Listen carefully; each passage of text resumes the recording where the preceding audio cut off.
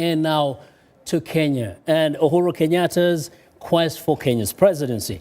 No more roadblocks. His rival Raila Odinga has conceded, and the Supreme Court has upheld last month's election as free and fair.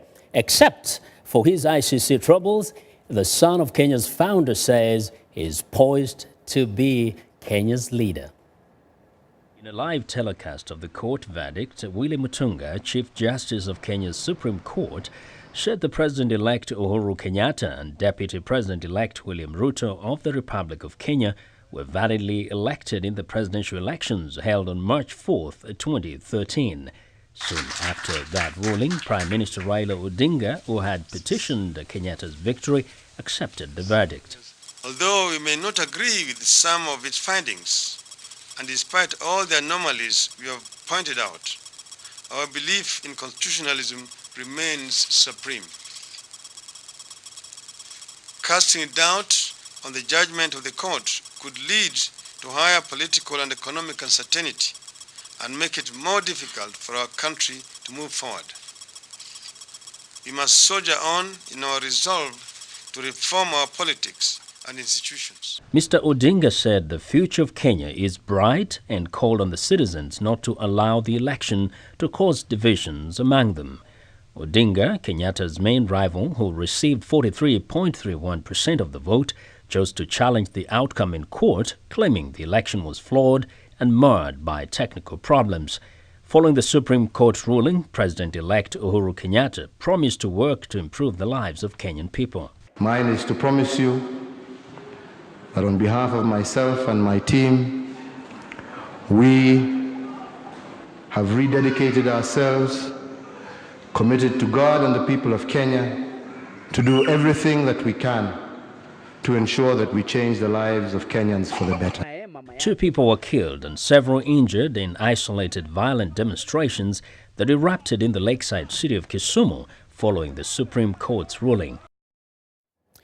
Well, joining us via Skype from Nairobi is VOA's correspondent Gabe Joselow. I'm also joined in the studio by Regina Njogu, a Washington D.C. area lawyer and analyst. Ms. Njogu, welcome to Africa 54.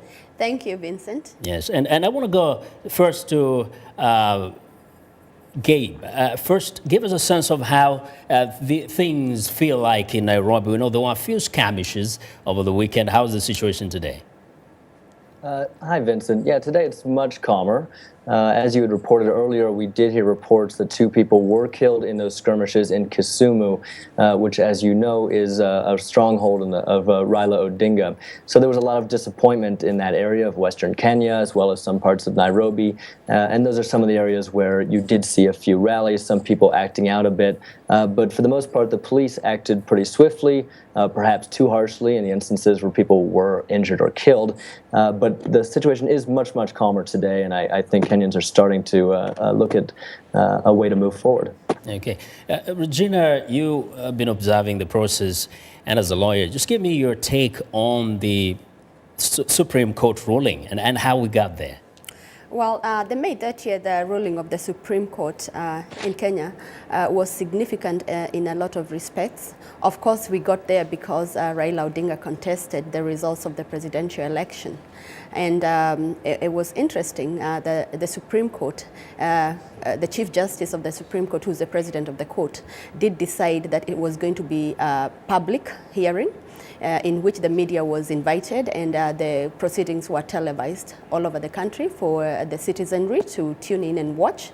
Of course, I believe that the Supreme Court rose to the occasion, and the fact that it was a unanimous decision, and the fact that this was the first time the Supreme Court, the full Supreme Court, was sitting to decide judicial contest is significant.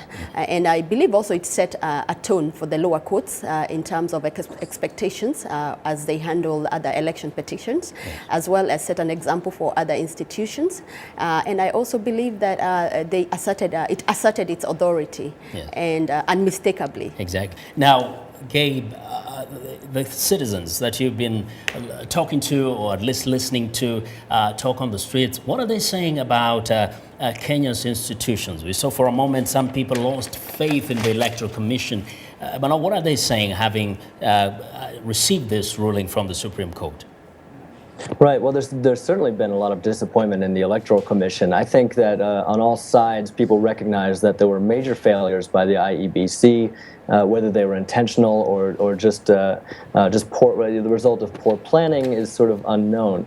I think we'll get a better indication of the Supreme Court's ruling also in a couple of weeks. They're going to release details of why they voted the way they did, and when we do that, I think people you'll hear more reaction to the Supreme Court and see how people are feeling about how they made their judgment. The fact that it was unanimous, of course, was positive for them. It sent a clear signal that can't really be contested at this point.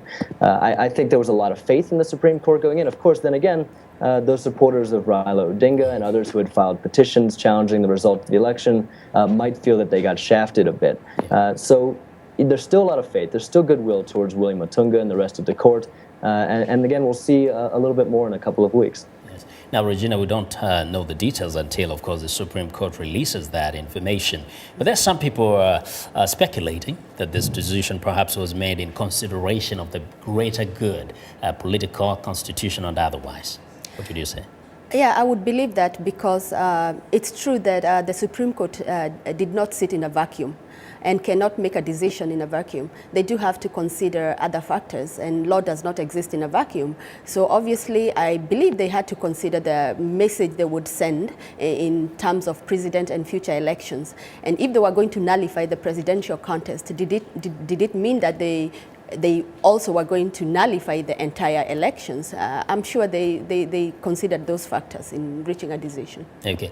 Gabe, very quickly, what is with lower, other levels of elections? We know governors and administrative officials have been jostling over space. What's happening?